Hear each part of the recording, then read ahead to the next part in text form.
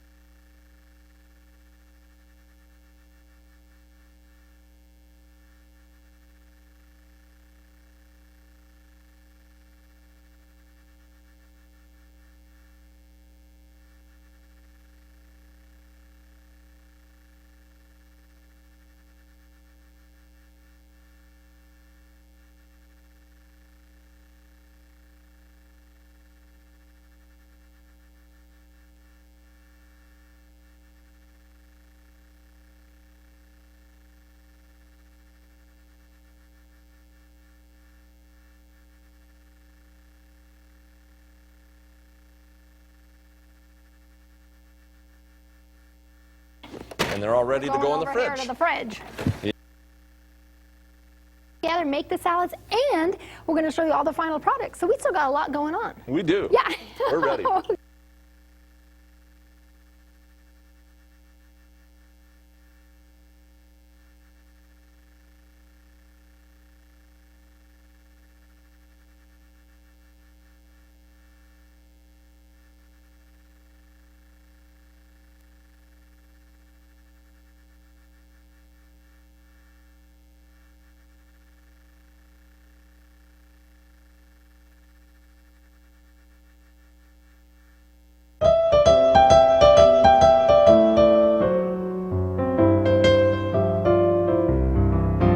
Hey there, Mark Anthony here today, and a little casual day at home, and they're all ready to go in the Over here fridge. to the fridge.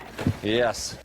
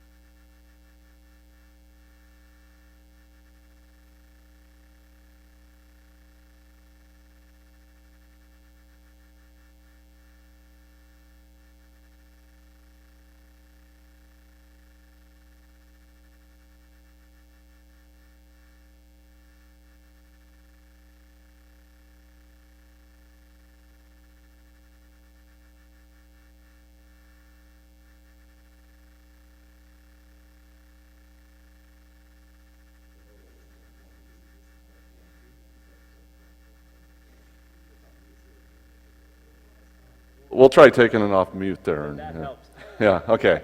All right. Well, you can probably turn it down a little bit there. How we doing? All right, can we get started right now? Let's get started early.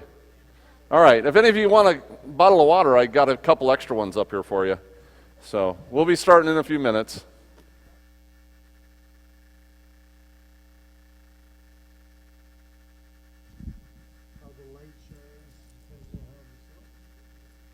I don't know if you made it any better, to be honest with you. No, smooth. I think you need something serious.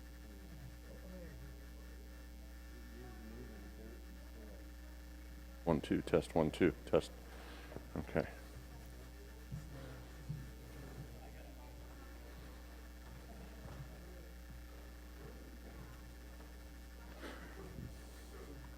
Actually, I think with this one, I'm going to put it behind me. Some of them don't work that way, but I think this one will. Yeah.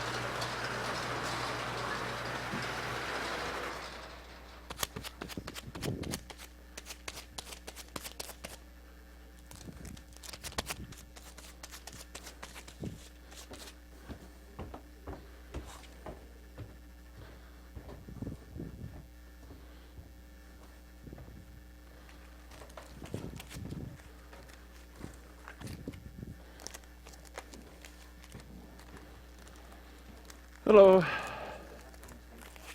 Huh? Yeah.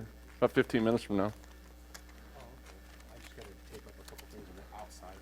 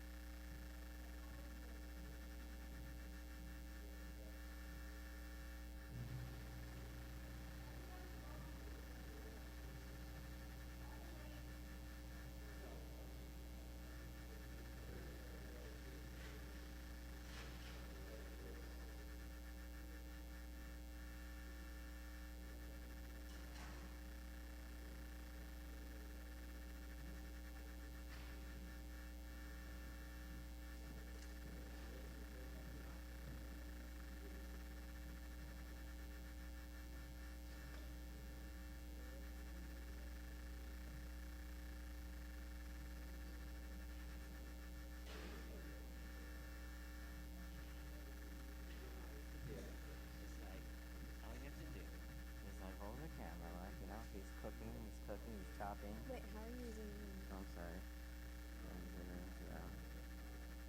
So look, he's cooking. Don't worry, you're not always really live. I'll put you on there.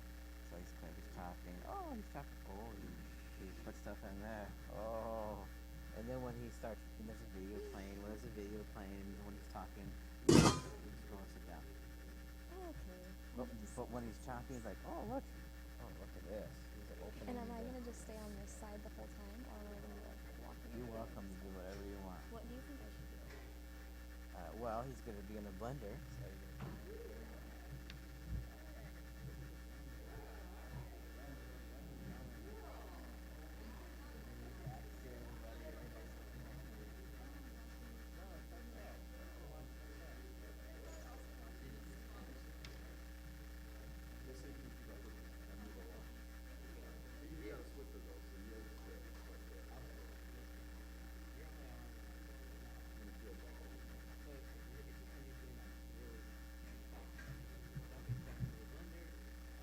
I'm right-handed, so you're probably going to want to either be there or.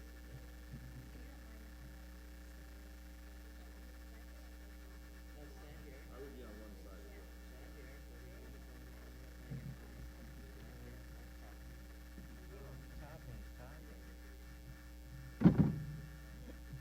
And look, he got the tofu stuff, and he's Okay, opening tofu. 80% of what I do is verbal, so you're just going to be able to Okay, so step aside. I'm not scanning for his face when he's No, talking. no, I'll Someone else get is that doing with that. 80% of what I do is verbal. This is just like, You're just getting Well, the stuff when he's Okay. He's getting the stuff, the cool stuff when he's like, gonna dump stuff in here. I want to see it dumping in there. It's like, yummy, yummy. Okay. I hope I'm on the right place when that happens. Put Okay. your hand in there. So hands in. And This already is- autofocus. All you This do is my zoom little in. zoom. Yeah. Zoom out. And then what are my other things? Is That's there like it. a power button of No, some it's sort? it. I don't have to be like on a record sitting at home. Really? So Yeah. it's good to go right now. It's good to Is go. there anything that I can touch to ruin things? There's a lot of buttons on there, but not really. Yeah. Not Okay. really. What if that happens? What if I push Don't that? touch it. Don't even think about touching it. I You just, only need one I hand. just feel like I'm the kind of person who's gonna touch something and not know what I touched, and it's gonna ruin it. You got one hand there, and you put your other hand there to steady it. Put your other hand here to steady it, and then you got it like that. Okay. Put your hand there, and then you steady it. Okay. See? Oh, yummy! I'm hungry already. Yeah. Ooh. So that's it. You don't trip over the cable. I think there needs to be another young person at the conference office that can be tormented. Well, Heidi's the if she can, but she's probably gonna burn out Heidi. So You think so? poor girl. She's really nice, Katie. She's really nice. She I feel seems so sorry for her. nice. Do you? I'm sure that Heidi will be. Would you really want? Would you want to work for Heidi? I don't know. I'm good at making people like me. So am I. So I feel like Heidi. Everybody likes me for her. Because like for her, she coaches me through certain things, and she's nice about it. She does a good job. Heidi? Yeah. Oh, she's good. So Good? Good? I guess so. So y'all dressed up. and Okay, but I Probably came get here. some hot little I came grandpa here going wearing like, jeans. I know. And I was like, Some little okay. grandpa in the audience going, oh, wow. Welcome to cooking class every day. Oh, I'm doing cooking class every day. Oh my land. Ridiculous. You might get a little, Oh, okay. Total creeper status. What does this thing do? wow, what happened there? I don't know. Looks like it slid down the box or something. Oh. That looks nasty. Okay, so I get to just sit on a chair. What's the limit of my cord? Oh, they gave you the camera. Yeah. Do you want it? You can have it if you want.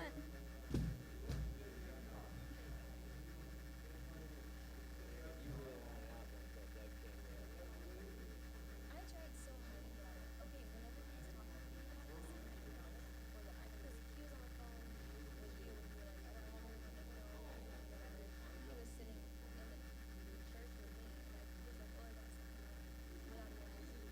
And I thought he was kidding. Until today when he showed up.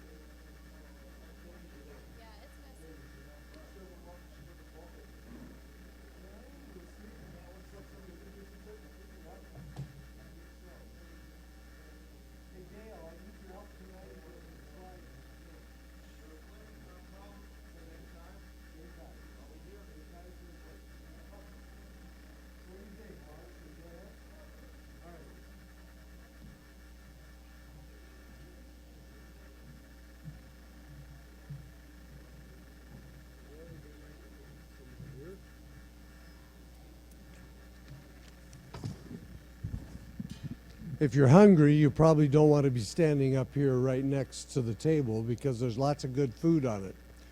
And if you're running the PA system, you probably want to take a look up here and see that I'm trying to talk through this microphone.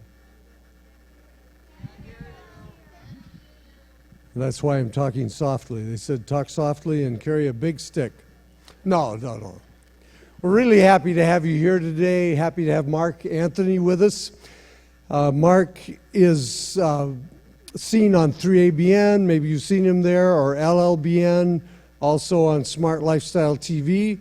He's been a chef with lots of the big names in show business, and today, this week, he's going to be with us. Let's have a prayer, and we'll give it to Mark. Father in heaven, thank you that you brought us here. Thank you that you made these machines so that if we eat healthfully, we work a little better. And I ask that you'll bless each of us and Mark this morning. In Jesus' name, amen. Thank you, Mark. Well, amen. We've got sound. Can you hear me okay? All right. Thank you all for being here. And I get to be here all week, Monday through Friday at 11 o'clock. And we're really going to share with you what an upside-down world this is. Because it's nutty. I mean, it is just getting nutty out there. Just to let you know, I've actually been doing cooking shows all over the country. We just did our 1,500th cooking show. I've done them in every single state in the country, including Alaska and Hawaii. We still have never charged anybody anything for food cost or traveling expenses or anything like that. And God's provided every single step of the way. So it's really been an amazing journey. But yeah, I really get to see what a nutty world this is. In fact, y'all have Ross stores around here? I think I've seen a couple. My wife and I went to one of those Ross stores. And they had a framed poster in there, beautiful framed poster. Almost bought the thing, big glass thing. And it actually said, "Never trust a skinny chef." And I thought, wait a minute now, shouldn't this say never trust a fat chef? I don't know where they get these phrases from, but this is, no, wait, let me share something with you here real quick though, because excess weight, comes from excess sugars, excess fats, excess calories. Okay, that's where you get excess weight. This week we're going to talk about excess cholesterol and excess protein and excess this and excess that. And a lot of the people that are overweight are perfectly healthy. So we don't want to judge people because they're overweight thinking they're unhealthy. It's not always the case. In fact, there's a lot of people that are overweight by the worldly standards who are actually way healthier than the slender people whose arteries are all clogged up with cholesterol and their cells are all blocked with the animal fats and not getting the right amount of oxygen and things like that. So yeah, we don't want to judge people anyway. And of course, if you want to lose a quick 20 pounds, you want to lose a quick 25 pounds? Just wear black. I mean, I do things the easy way. That's right. Yeah, we've got a really good week in store for you. Every week I've got a little something different. We're going to have some different food items that we're going to present. And most of the stuff is so easy, I'm just kind of explaining it to you because it's that easy. I try to make food as easy as I possibly can for people. And we've got different, by the way, if you need water, there's water right up here. I was told earlier today, this is how much water you're supposed to drink before breakfast. So that's what I was told. I'll talk about a little more about water, but I've got some different topics every day as well as the cooking that we're going to be doing.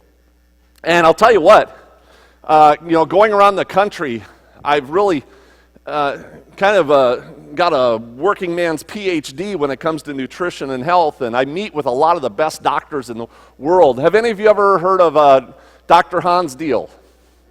Done events with him. How about Neil Bernard, Caldwell Esselstyn, Michael Greger. Anybody know Michael? Oh, you got to know Michael Greger. He's like the world's #1 science doctor. In fact, him and I were the keynote speakers down at the whole conference in Southern California this year.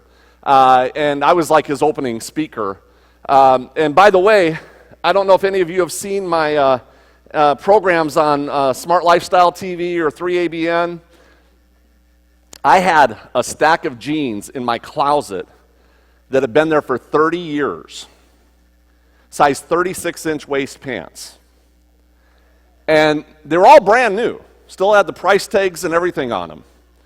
And so I went to the whole conference this year, and I actually wore a pair of those size 36-inch waist pants. That's what I have on today. So yeah, I mean, and these are getting loose on me. I'm like, whoa, I might be able to fit into a size 34 pretty soon. But yeah, I left the price tag on them at the event, at the last event, you know. So that's why I'm wearing the blue jeans today. I thought, well, let me see if I can fit. And they're actually kind of loose. I haven't worn them in a little while. But I've really been exercising a lot and getting to the health club and really trying to focus on, you know, because you know how, you ever been overweight? Really overweight, because I'm down 75 pounds. This stuff just kind of hangs here, you know. And I said, well, if I can't lose that, I might as well build up the rest and hide it, you know. And so that's been working pretty good. But anyway, yeah, it's kind of been fun going around the country. And I am married. My wife couldn't be with me today. She's at home taking care of her mom. And whoo, is it on? It's starting to warm up. Hey, we're going to just do some potatoes here. I just want to get some potatoes boiling. And so at least we can get that started. But I guess let me tell you a little bit about myself. I'm going to probably get some cutting going here. Grew up in South Dakota, little town of 300 people. And let me tell you, back in South Dakota, I started cooking in the kitchens when I was 14 years old. And oh, it was fun too. I mean, I really got to learn a lot about cooking back in South Dakota. What am I doing here? Okay, I got to do some cutting. Let me do some cutting here. Yeah, and so back in South Dakota, let me tell you, it's a lot of fun when you're that age and working in the kitchens. And so I really enjoyed that. Of course, a lot of these vegetables, you can cut them any way you want. I'm just going to get a bunch of them cut up for you. And see how fast I can get these things cut up without cutting my fingers, right? Yes, and we're going to put all these in just different containers. That's all we're going to do here, is just get some containers filled up with different vegetables and everything. Yeah, so I was washing dishes and bussing tables, and then I ended up cooking in the kitchen. In fact, me and my two brothers, we actually worked the kitchens there for quite a while. And then I came out here to Tacoma, Washington, and went to college here in Tacoma at UPS and Pierce College. It's now called Pierce College out there. And worked at a lot of different restaurants out here. And then I went to, I went to go check out culinary art schools. And I found out I knew more than the instructors did. So I never went to culinary art school. By the way, you can cut these carrots like this. You can do dices. If you want to do slices, I mean, you can always just do some slices like this. That's kind of an easy way if you want some carrot sticks and things like that. Probably the best thing you can do with these carrots, though, is we're going to hit them in some water. This is the way I store them. Let me see if I got water here. Water everywhere. The best way to do carrots is to store them in water in the fridge. That's the best way to do it. So, just like that. And then you change the water out every couple days. If you every 3 or 4 days you can change the water out. So, but yeah, started checking out culinary art schools. Found out I knew more than the instructors did. So I never went to culinary art school. Now, I've been offered jobs as a culinary art instructor at different universities, but I didn't want to take a cut in pay. Went to Las Vegas, Nevada, started working in the casinos and doing big events. My biggest event was 30,000 people for one event. My biggest series was 1.2 million plates of food in 9 days. Yeah, this right here, this is the size of my dishwashing team. And it'd be for one day. I'd have my day shift, my swing shift, my graveyard. I mean, we did a lot of big events. Now, anytime I'm doing celery up here, you're going to see what I do. I'm kind of cutting all the ends off, which I save these for soup and everything else. But then you have all your celery here. And instead of cutting it this way, you want to cut it the long way first. And this makes it really easy. So if you just cut through the long way first, I mean, literally, less than 30 seconds, you got your celery sticks cut up, just like that. I hear you. That's my salad master pan there. Let's see what we can put this in. I think I'll try Let me try a deep one here and see if these will all fit. Maybe not. They'll be pretty close. I'll save some. I'll save some for some other cooking here that we're going to do. Let me do that.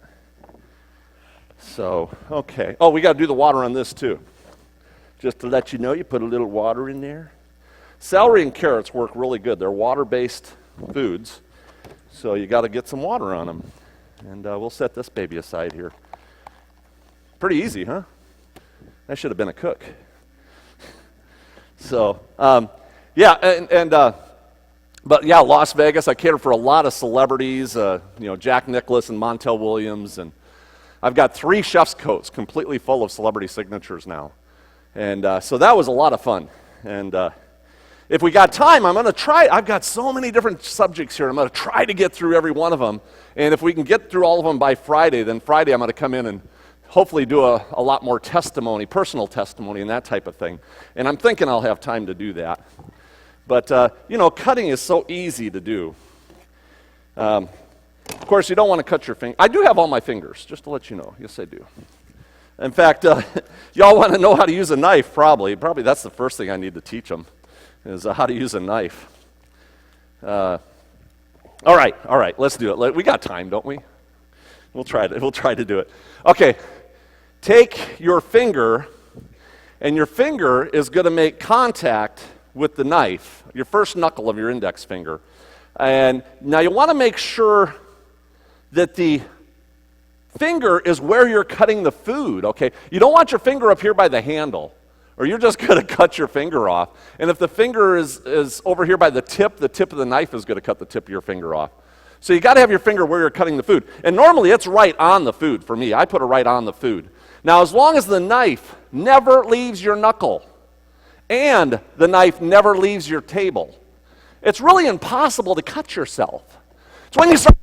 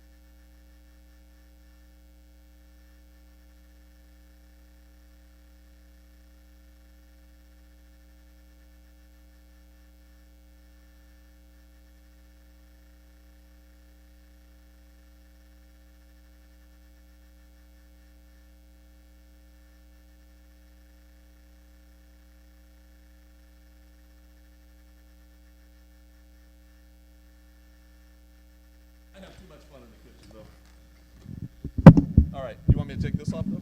Yeah, I'll take that. I'll do another one for you. We are experiencing technical difficulty. Please stand by. That was a good one, too. That one was working pretty good. Okay. Wow. I'm telling you, these guys are right on it, aren't they? Don't they do a good job? Amen. Broccoli is really easy to cut. Usually when I've got a head of broccoli, I just hold the head and then just go right around it. So now you've got the core out of there. Then you can take the smaller pieces and you can do chops on them. That's kind of the easy way. Some of these will just break apart too, so you can break them apart. I don't know. And so just like that, we're going to get, I'm running out of containers. I'm going to need some bigger containers, but we'll give you the idea of what we're doing here in just a minute.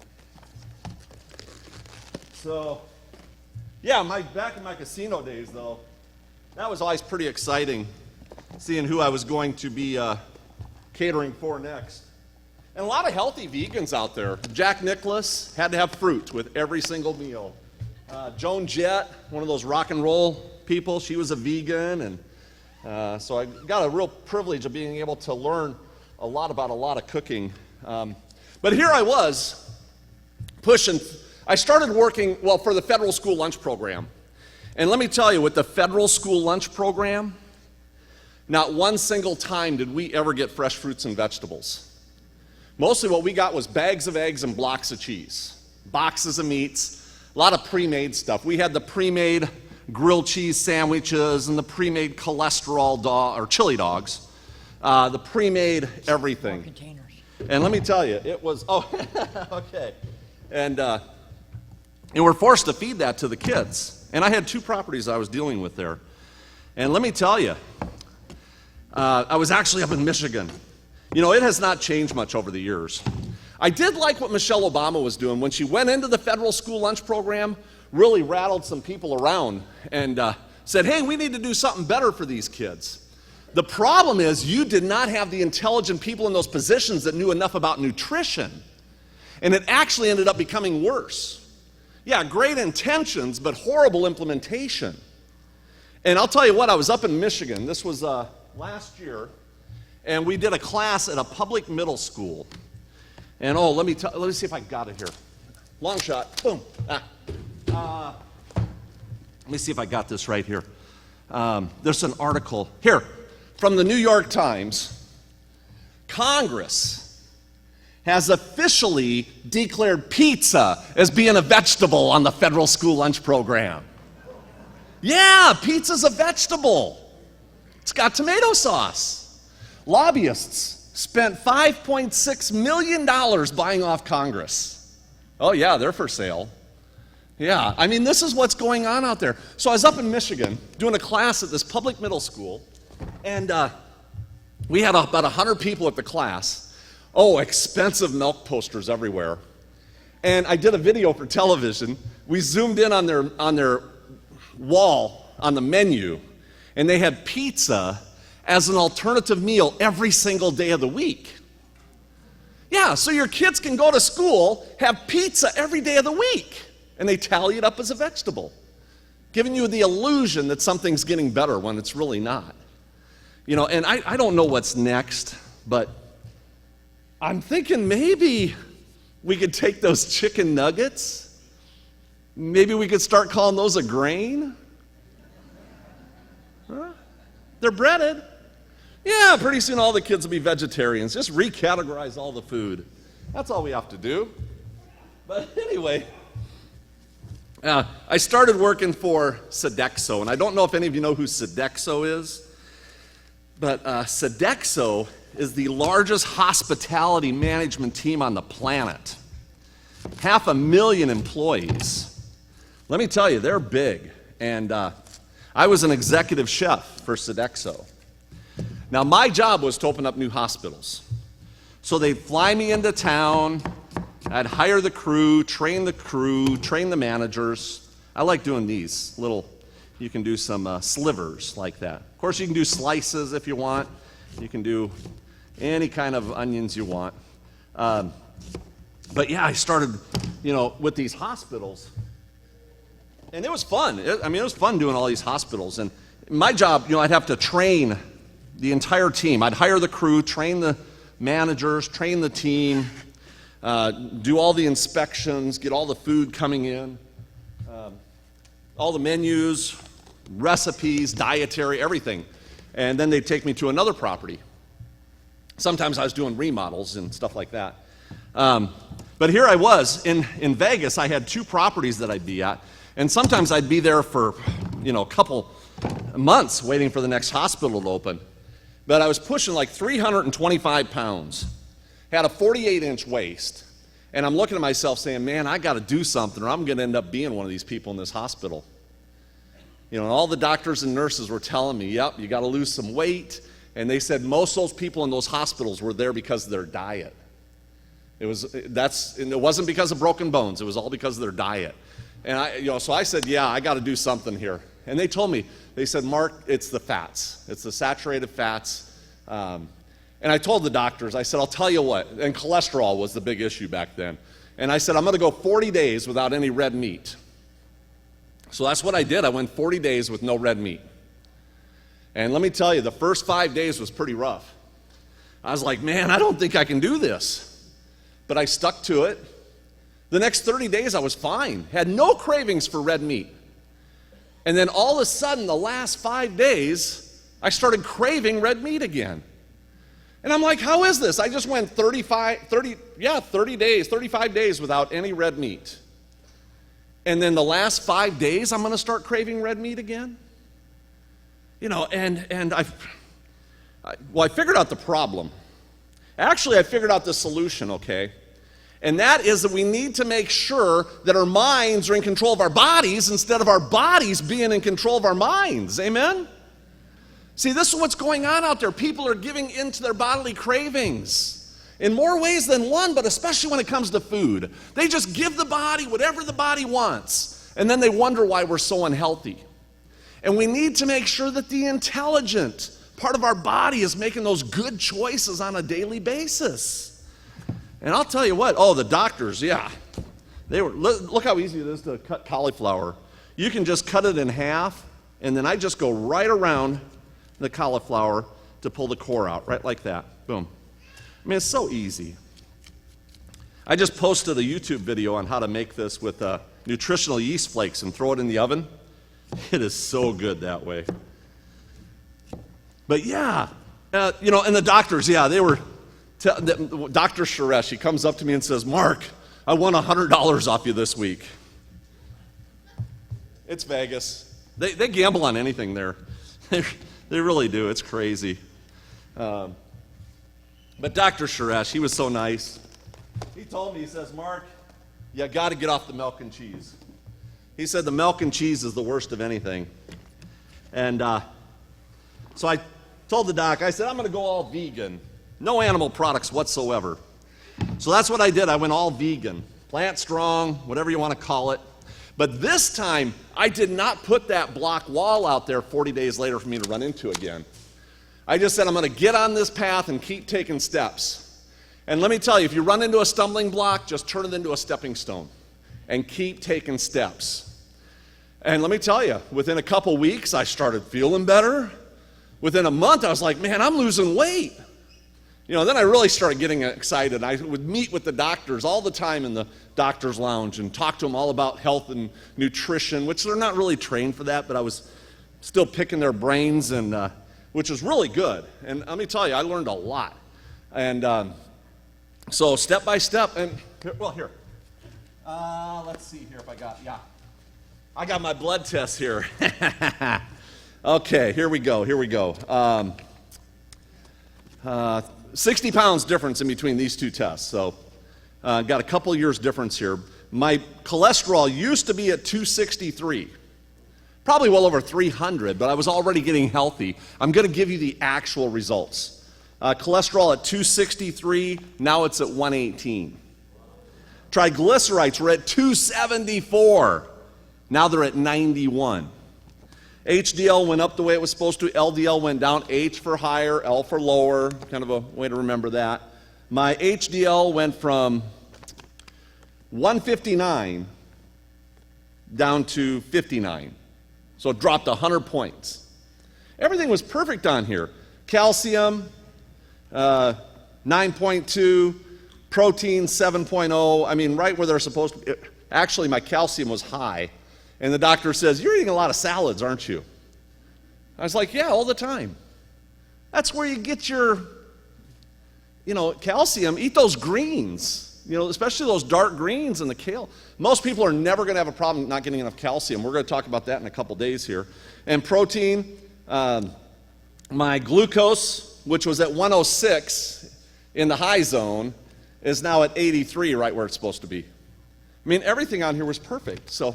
And it's good to get blood tests. Definitely good to get those blood tests. All right, I got to get some cooking going here. Okay, we got those going. We've got our potatoes going here. So those are boiling. And I think what I'll do first is, they're still working on a mic, aren't they? If they find one, I'll be ready to take a break. But I can do let me do a tofu egg salad here real quick. You all know the tofu, right? And I've got some extra firm tofu here, and which is supposed to be pressed, right? You all know how to press tofu? You just put a plate on top, and then you put a weight on top of it, and it's just going to start having that juice come out of it. Now, I'm just hand pressing it right now. That's why I like wearing these gloves, because you can literally just hand press it and get a lot I mean, I got quite a bit out of there, don't I? Yeah. Not too bad. And you can leave the juice in there. I'm just going to bust this up now. We're just going to bust it up with my fingers. The easy way. So what do we got here? Tofu egg salad. And what do you want to put in there? You can put anything you want in there.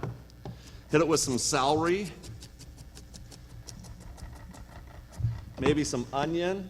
I got some onion here too. Okay. I love making it with green olive. Green olive really makes it. But celery, red pepper works. Oh, I got some red pepper, don't I? That'll give it some color. Give it some color with some red pepper here.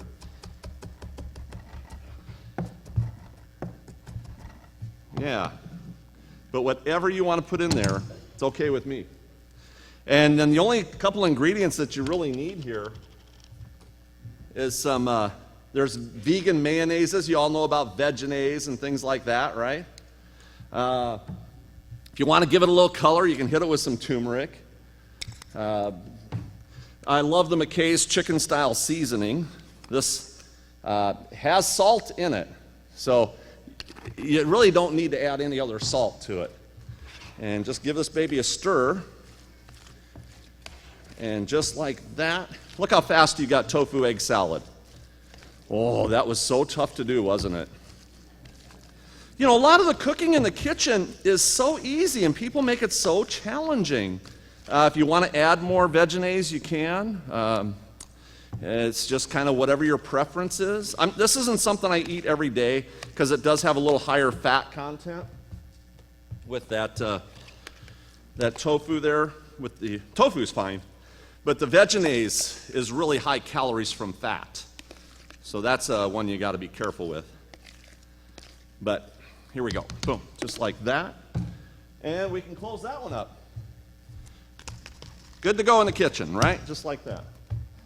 I tell you, I can go on and on with these type of things. Here's some chickpeas. And we can just take some chickpeas here. In fact, I'm going to save some of these and put them in here. We'll make some hummus here in just a bit. Now with chickpeas, I'm actually going to mash these up with my hands too. You can use a masher or something like that, but you can just squeeze these. Look at it, just give them a squeeze and they're going to break apart. Because I still want some of them to be whole. You can always run this in a food processor for a few minutes too if you wanted to do something like that. But just most of these people that do chickpea type of items, they're trying to recreate tuna salad, right? Have you seen chickpea tuna salad? So you can actually create a chickpea tuna salad like that. And usually on chickpea tuna salad, you can add some dill to it too. Dill works really good for a chickpea tuna salad. And we're going to give it some onion, celery. And here we go with the same concept here, which I'm missing my barbecue sauce. If I had barbecue sauce, you can actually do a barbecue style. That's really easy to do. But just like that, boom, you have got a chickpea salad. So once again, and like I'm saying, I'm just giving you the basics today. I'm just showing you the simple way that you can do a lot of things. And we're going to just put this right inside here, if I can get it all in there. And give me 1 second, I'll be ready for you. And then we'll get this covered up. Because I want to share with you what I'm doing here. The concept. Here's the concept. Look at all these things. Which, I mean, really only took me about 15 minutes to get all these babies put together. But look at that. These are things that you can have in your refrigerator. So they're ready to eat. That's the whole strategy. You want to have things that are ready to eat. We live in a fast-paced society. And people want to eat now. So you've got to have your products ready to eat. And when you bring home produce from the grocery store, wash it before it goes in the fridge. Why are you going to put dirty produce into a clean refrigerator? If you do that, your mind is going to be saying, oh, I don't want to mess with it. I got to wash it. I got to clean it. Oh, wait, I got potato chips. That's what your brain will do. Where at least if it's washed and cleaned and hopefully cut and prepped like this, now your brain is going to say fast food. I can just grab and go. So we got to have our kitchens designed for success. And every day I've got a little something different to show you how to set up your kitchens for success. And we're going to watch a video that we did over at 3ABN and show you how to watch or how to set up a refrigerator for success. So let's show that video.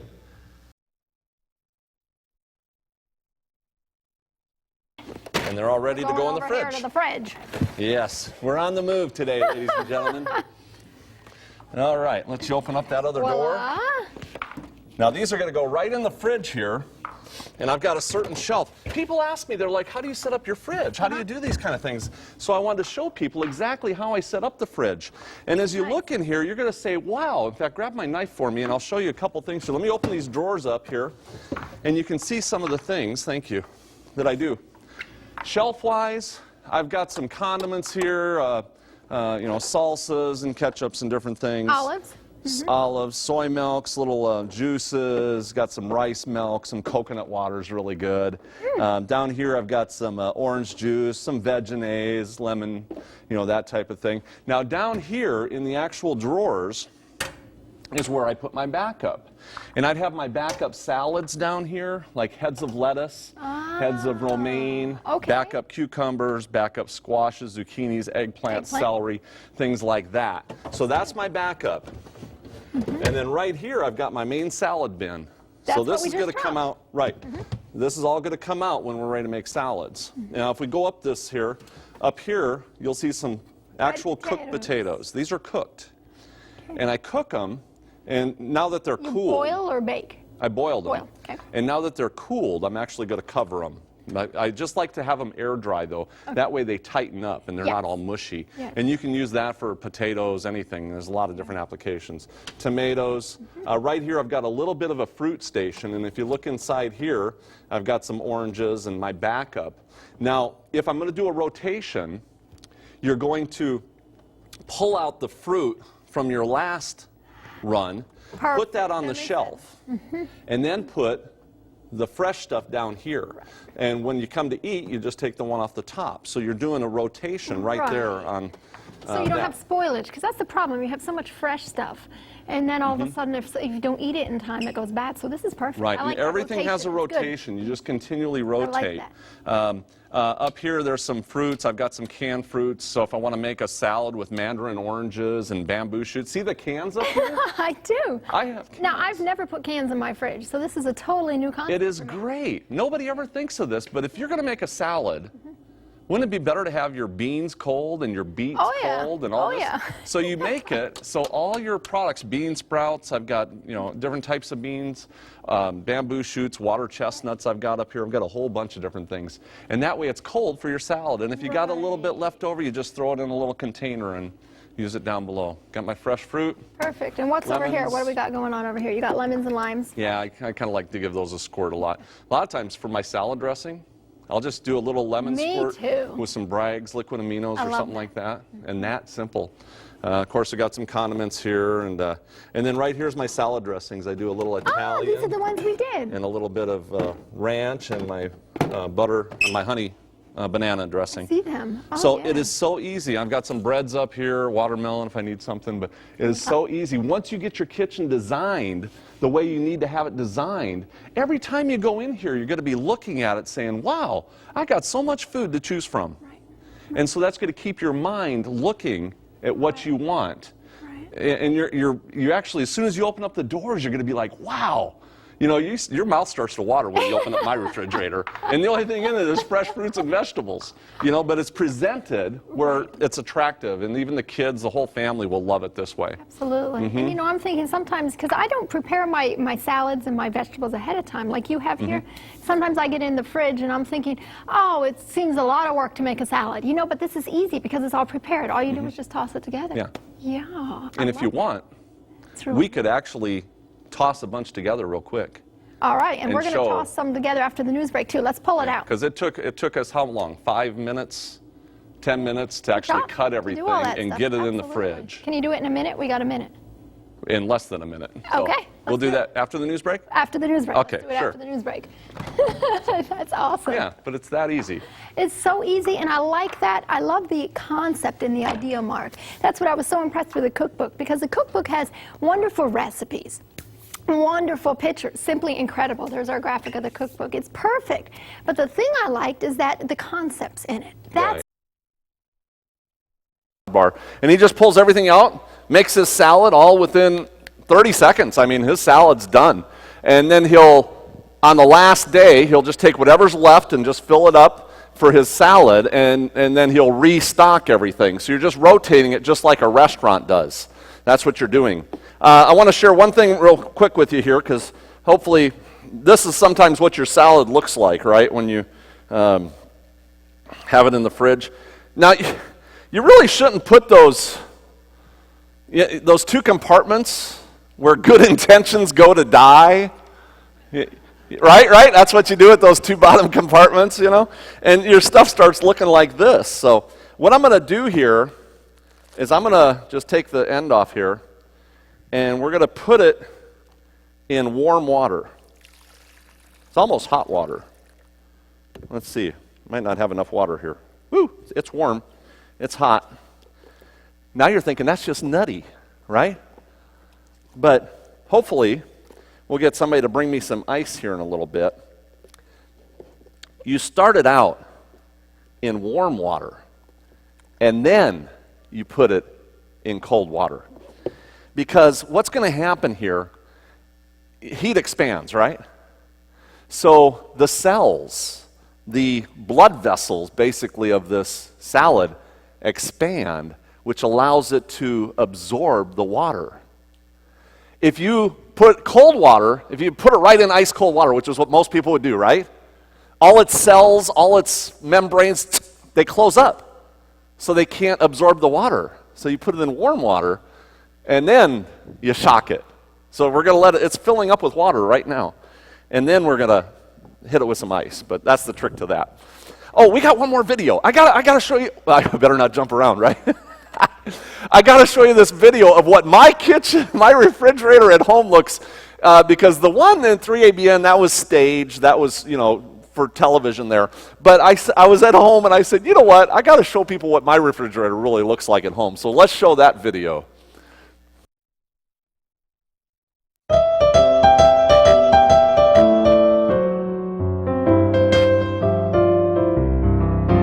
Hey there, Mark Anthony here today, and a little casual day at home, and I had to show you what my refrigerator looks like. And let me tell you, this is just one of those standard little refrigerators. If there's something I wanted to change, this would be it. I would love to have a refrigerator that has about 3 or 4 more cubic square feet, and in fact, the refrigerator out in my studio is actually better than this refrigerator. So, yeah, I know I take better care of you than I do of myself. So, but this is my basic refrigerator. By the way, this is not staged. This is pretty much the way it looks on any given day. Of course, you've got a lot of adjustments that go on from time to time. I guess I'll just start with the top and work my way down here. I make this top shelf a smaller shelf because that's what I use for my leftovers. Those are the things that I want to consume right away. I don't need a big shelf up here for what I'm going to consume on a regular basis. And right here I've got some hummus. This is some potato salad. And then I've got some tofu eggless salad sandwiches there. Some potatoes. These are some potatoes that I got to go through the next day or two. And I'm actually thawing out some lasagna. I portion lasagna, cut it up, freeze it so I can pull out portions as I want them. My next shelf is really my fruit island. Of course, in the back here, just to let you know, I better get detailed here. I've got some tahini back here. There's some maple syrups. And then I've got some Vegenases back there. I've got a few extras of those right now. Right here, this is my fruit island, basically my fruit island. I've got some strawberries, my grapes. Here's some pineapple good to go and some cantaloupe good to go. I've got a little stash back here of some organic non-GMO tofu. That's the best to get, and so I do consume a lot of tofu. And right here is just my cheese bin, mostly Daiya cheese. That's what I do all the time if I'm going to do cheeses. Over here is a little bit of a salad section. I'll get these pre-done salads from time to time. Problem is I don't always go through all of it, those organic salads. I do like these here with the 6 heads of romaine, and they seem to have a longer shelf life for me, and I can just chop one up and that type of thing. And then I think I've got some kale back here and some items that I'm going to be using here this week. So everything changes a little bit. In fact, let me show you. This right here is my salad station just for making salads. And I've got some broccoli down here. This has cucumbers in it. I've got some, well, these are actually left over from a recipe, so I've got some green olives there. Carrots, onions.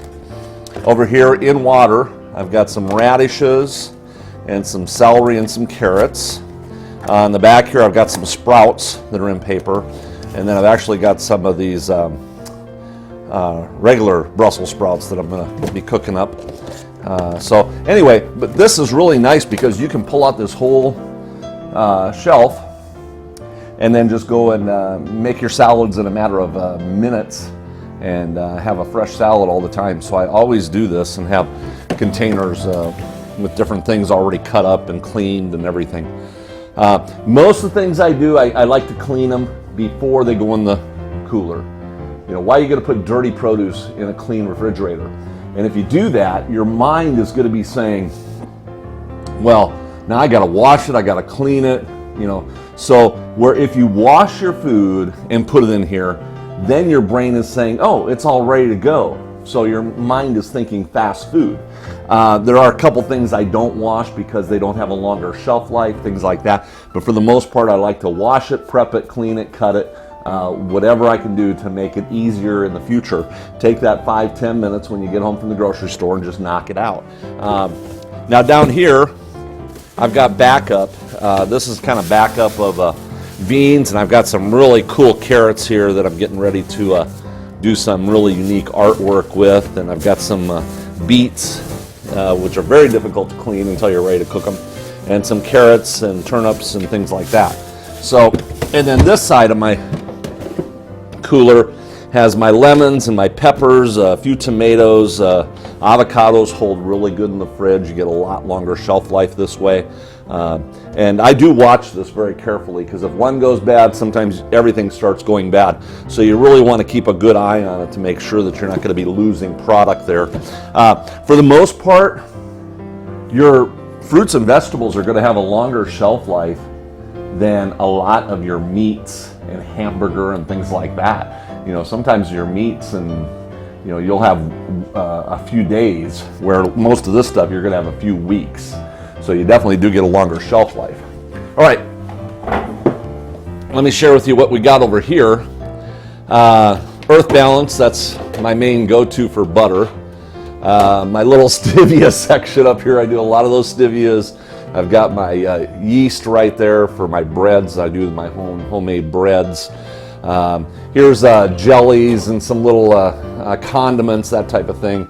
Here I've got my mustards, my mayonnaise that's actually open, and a barbecue sauce, and then there's some ketchup over there, which is actually the ketchup without the high fructose corn syrup. That's what I always look for. I've got my milks here, usually doing almond milks and soy milks, a couple of healthy beverages, and then some of the silk creamers for tea, which works really good. And then on the bottom I've got some rice oil down here and lemon juice. I hate having two open ones, but that's happens sometimes when I do events. And then a couple Bragg's liquid aminos and some garlic and salsa. So that's pretty much it. That is the extent of my refrigerator. And let me tell you, it is so much easier to do a refrigerator like this that's clean and organized. And when you come in and look at it, you always have options of something to eat. You know, there's so many varieties, boom, boom, boom. And this will change all the time. Sometimes I have 5 or 6 different items up here to choose from. And as you can see, it's just an easy functioning way to design your refrigerator so that it's always inviting to have good food to eat. And, the grapes are great. I love these bags that you can just rinse them off, and I'll usually set them on a thing so they're dry and then bring them in here. Same thing with the strawberries, and but I'll chop those up from time to time and actually have them like this too. So, but there you go. That is the easy functioning way to do your refrigerator. And this is what's going to give you success. When you design your refrigerator around the healthy lifestyle and the healthy foods, then you're going to have more success. Where if the only thing you have in your refrigerator is cold cuts and meats and cheeses and eggs and all these unhealthy products, which you can load up your fridge with everything that's unhealthy nowadays, then you're not going to have much success in transforming your life into a healthier lifestyle. So this is one of the key elements to having a successful growth. Get your refrigerator functioning the way it's supposed to. So, Mark Anthony here, and we will see you next time in the studio kitchen.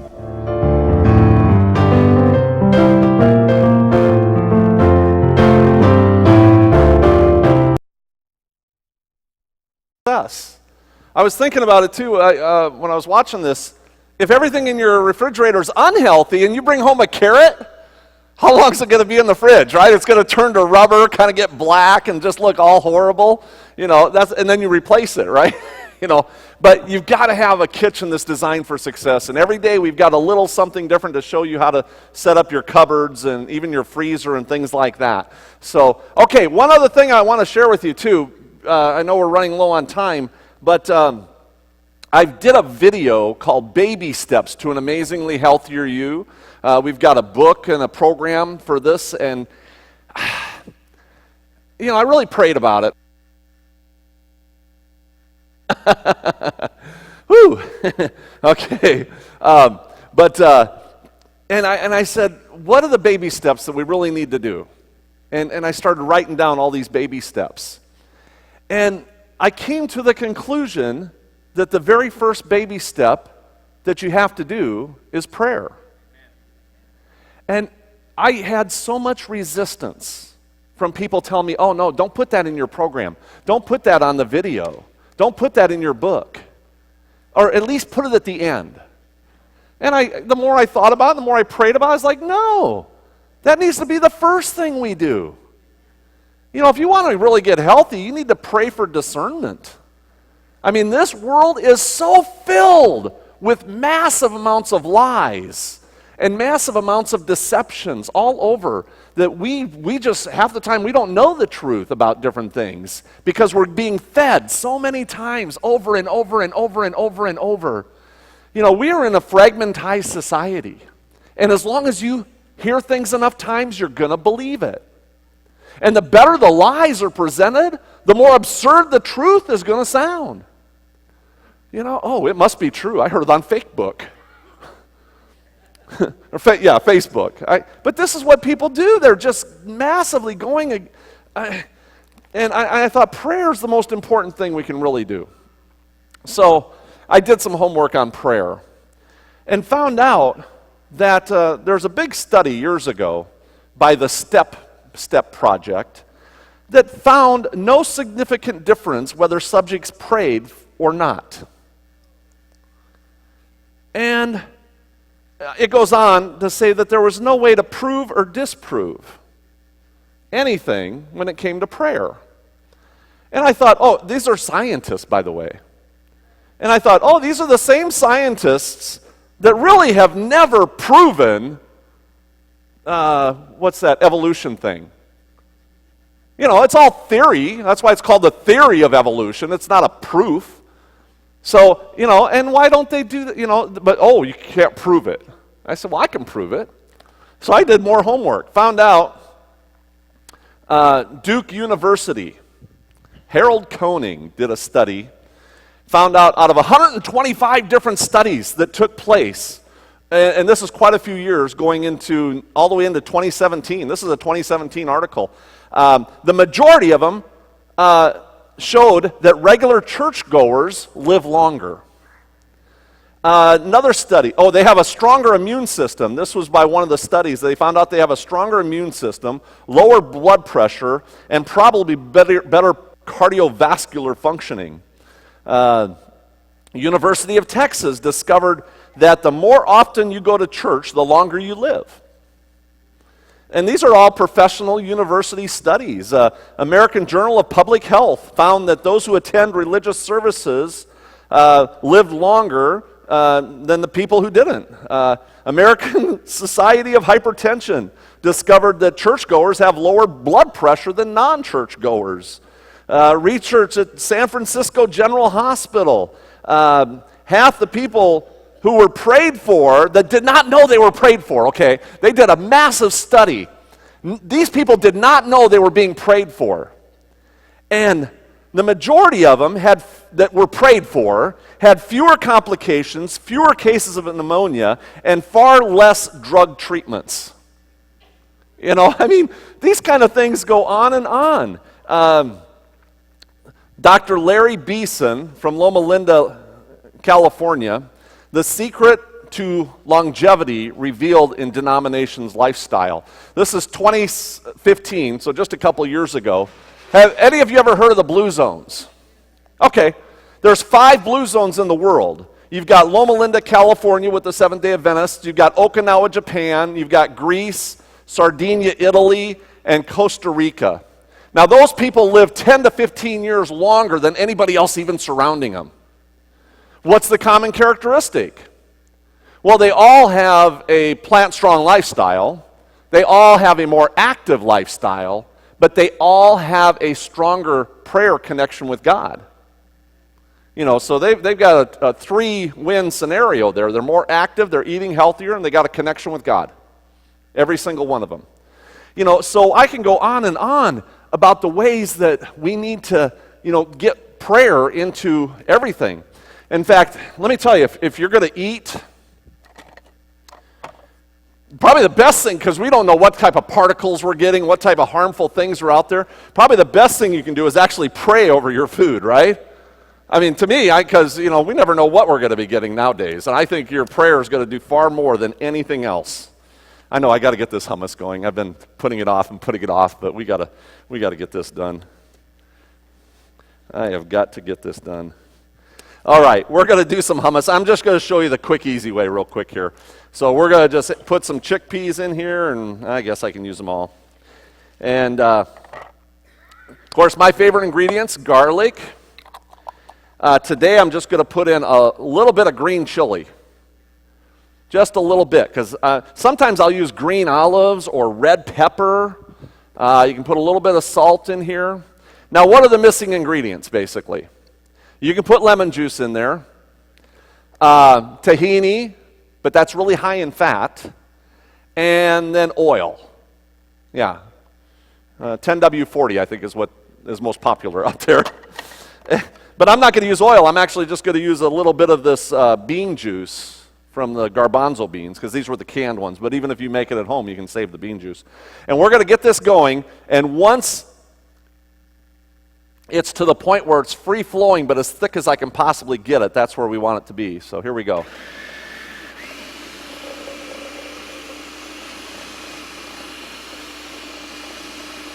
Just a little bit at a time.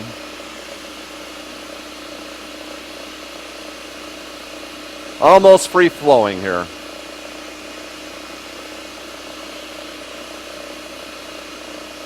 Drip, drip, drip. And that looks like it's going to do it. Of course, the more the beans break down, the thicker it's going to get. So sometimes you got to add a little bit more, just a little bit at a time. And that looks pretty good. So anyway, we could let that go for a couple hours if we wanted to. The longer you let it go, the creamier it's going to get. But it's that easy to make hummus. You don't need to put all this oil in there and all this fat, and you're still going to get fabulous flavor. And by the way, I'll have to see if I've got it. I've got a container somewhere here of the hummus you get in the grocery stores. 65% calories from fat. But they quit putting the calories from fat on it. They actually eliminated that part. So you don't know what the calories from fat is. And they're doing that to a lot of products. We'll share that with you in a little bit with the calories from fat. Oh, he's got our ice. Yes, thank you, thank you. I might as well put some ice in here and chill our salad. In fact, let me add a little water to it.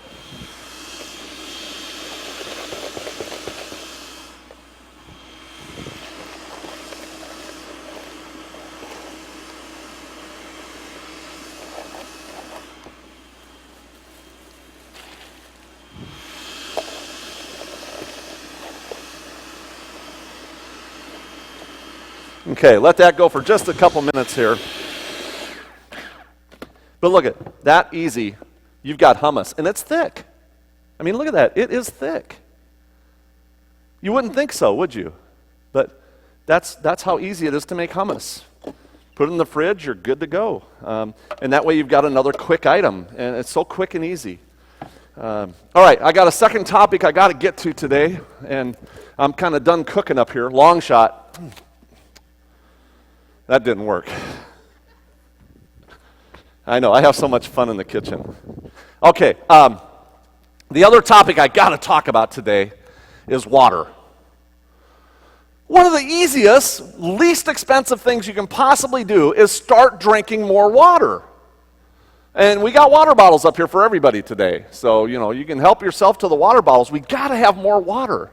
I'm telling you, people are not drinking enough water. You should be drinking half your body weight in ounces. So I weigh I was 250 pounds here about 6 months ago, and now I'm at about 235, so I've done pretty good. But at 250, I should be drinking 125 ounces of water a day, which is about a gallon. So I should be drinking a gallon of water. So if you weigh 250 pounds, are you drinking a whole gallon of water every day? Now, I do have some numbers on the outside of this, and what I do with this is how much I'm drinking before 8 o'clock, 10 o'clock, 12 o'clock, 2 o'clock, 5 o'clock. I kind of lighten up at the end of the day, so I'm not waking up 4 times in the middle of the night to go use the restroom. But, this is a really good key indicator. Now, there are 2 bottles down there, and this one. So if you're about 250 pounds and you want to take a challenge tomorrow, you can see if you can drink the whole gallon tomorrow. And just as a little challenge. So you can only take these if you're about 250 pounds and you want to try this challenge tomorrow and see how well you do with it. But I'm telling you, that is a really good way to start getting healthy, is by drinking more water. I mean, it helps maintain and balance the body fluids, helps weight control. The more water you drink, it actually helps weight control. Helps energize muscles, keeps your skin looking good. There's lots of benefits to water. Researchers looked at the daily water intake of 20,000 people. The ones that drank the most water had the least amount of heart disease, and who drank the most water had the least amount of heart disease. Men who drank the most water had a 54% risk of fatal heart disease. Women cut their risk by 41% just by drinking water. How come we're not drinking more water? By the way, I had an article, and it was on MedWeb,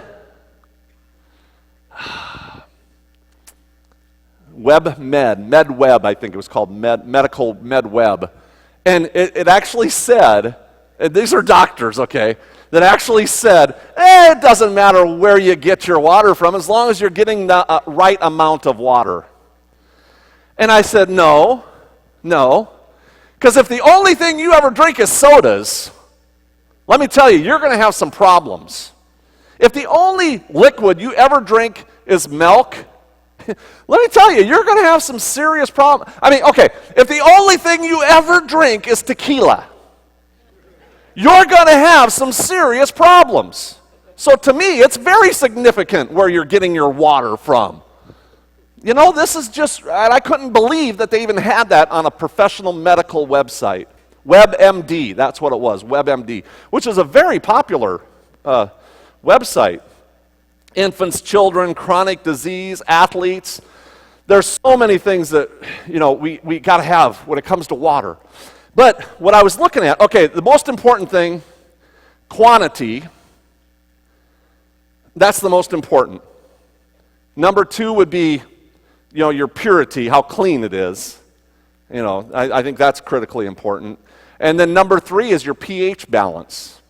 And if you're looking at pH balances, you'll see different waters that have different pH levels. Most of them are very close together anyway. It's more of a sales tactic. The fact is, when you just drink more water, you're going to have a better pH balance. How many of you know the difference between alkaline bodies and acidic bodies? Okay, we got a few people, good. There's a big difference between alkaline and acidic bodies. Now, Nobel Prize winner Dr. Otto Warburg, this might be the one that most of you know, showed that cancer thrives in low oxygen, high acidic environments. Oxygen destroys cancer cells as well as bacterial and viral invaders. Alkaline water helps increase the levels of oxygen in the body and really helps in all your cancer-related situations. So here's what happens. You've got alkaline bodies where cancers cannot survive. You've got acidic bodies where cancers thrive. Just drinking water helps increase your alkaline levels. And you actually get more oxygen in the blood, which is also a filtering system. When you have the right amount of oxygen in your blood, your entire filtering system's working the way it's supposed to be working. You know, it's kind of, you know, all your internal organs start functioning the way they're supposed to be functioning. You know, and with animal products, I mean, when you coat your blood with animal fat, then your blood cannot get the right amount of oxygen it needs. So just getting the right amount of water will help increase the oxygen in your blood. And it's like getting a detox every day, especially when you go vegan, plant strong.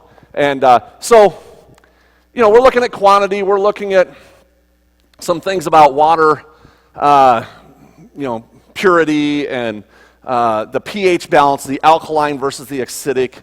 And I'm thinking about this, and I'm like, wait a minute now. If it's important for you to have the right amount of water, and the water is really good for you, what about our foods? What about the water content of foods? What foods have the highest water content? Vegetables, fruits, right. Fruits and vegetables, pineapple is 87% water, cranberry is 87% water. Watermelon, of course, 92% water, grapefruit. There's really high water contents. Vegetables, the same thing, zucchini and tomatoes and cabbage. Now, here's one thing you might not have realized. One of the highest water contents of any food out there, oats. You would never think that. Beans.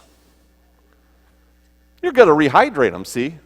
Yeah, they end up having extremely high water content. They're water absorbers. And even if you don't eat them when they have water in them, when you eat them, they're still going to absorb water out of your body. They are water-based foods. Quinoa, rice, beans, and oatmeal. 65%, excess is 65%. So, okay, so I'm looking at this, right? Here's all your fruits and vegetables that have the highest water content, all your grains, basically, that have the highest.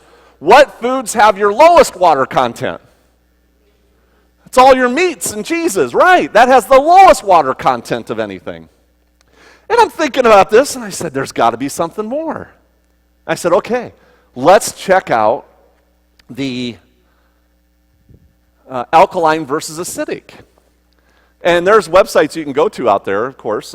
Even Dr. Oz has a website showing you how to, you know, the difference between alkaline and acidic bodies.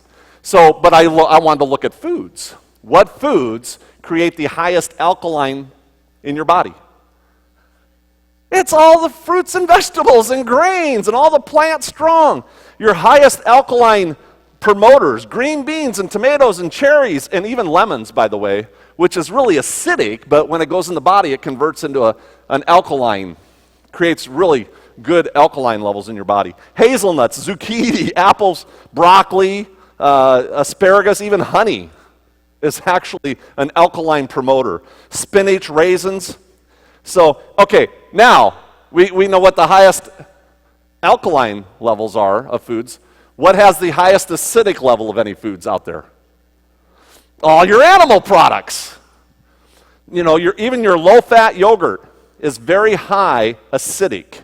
Buttermilk, whole milk, white bread, hot dogs, pepperoni, you know, meats, salmon, tuna, mozzarella, sardines. I mean, the list goes on. And so you can see, here we go again, the foods that are the healthiest have the most water in it. The foods that are the healthiest have the highest alkaline level, which is all your plants, all your fruits and vegetables and grains and everything. And now we can put the 3-peat on this, because what foods have the highest amount of fiber? Well, how much fiber do animal products have? 0. Any way you look at it. It's just common sense to eat the healthiest foods and get rid of these foods that are causing the cancers, that are increasing your alkaline or your acidic levels. They're taking the oxygen out of your blood so your body cannot do the job it's supposed to be doing. Every way you look at it, you need to eat more, consume more water, and consume more products that have water in it. That's the big issue. Let me see how this lettuce looks here. Was it beyond repair? Actually, if you look at this, oh yeah, get the camera over here. You have sound? I don't know if they can hear that. This stuff is so crisp. Can you see it, right? Look how crisp it is. This will actually blow you away how crisp it is. And so that's ready to go.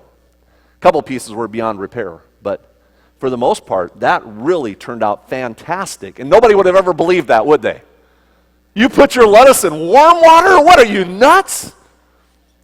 And you do, the cells open up, it absorbs the water, and then you put the ice on there, and that seals the water in there.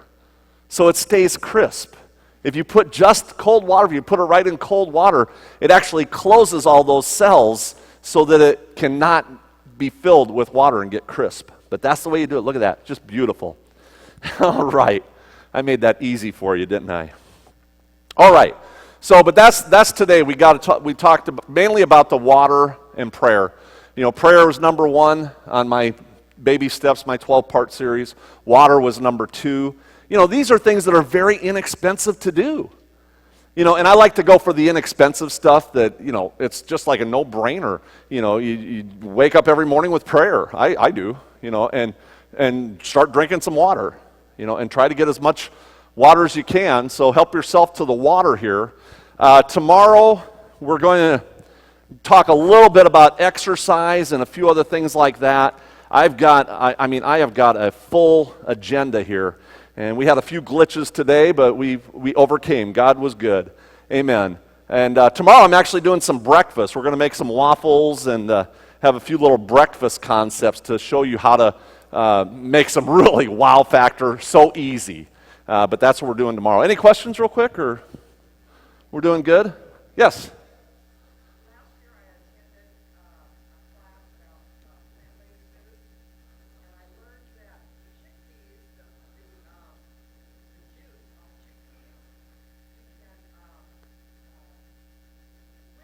Oh, I got to stop you right there. Yeah, she's giving away my trade secrets. Yeah, we're actually going to do that on Friday. Yeah, it's called aquafaba, and we're going to make whipped cream out of chickpeas, the juice. Yeah, yeah. Oh, the potatoes. Oh, I knew there was something going on here that I was missing. All right, we got it. I got to show. Thank you. Hey, first day on the job, you know, it's kind of like a little nervous up here, you know. But look at, they're done because they're splitting. Can you see how they're splitting there? When they split, they're done. And we're going to just drain those off. You see the way I drain it? I don't know if people know how to drain things that way, but I just kind of tip the lid a little bit off, and there you go. Now, what you want to do with this is just take a sheet pan, okay, and we're going to let them air dry like that. And they've got to air dry for a couple hours. Let the moisture escape. Let them tighten up. And then I'll even put them in the fridge like this without covering them. Let them really tighten up. And then you've got it ready to go for potato salad. You've got it ready to go. Tomorrow we'll make some breakfast burritos or something with it. But you can just chop it up and you're good to go. You can freeze them in baggies, whatever you want to do. But you got to let them air dry so they tighten up. And then you can use it in 100 different ways. But isn't that a brainer? Yeah. Okay. Well, thank you all for coming out, and we will see you all tomorrow.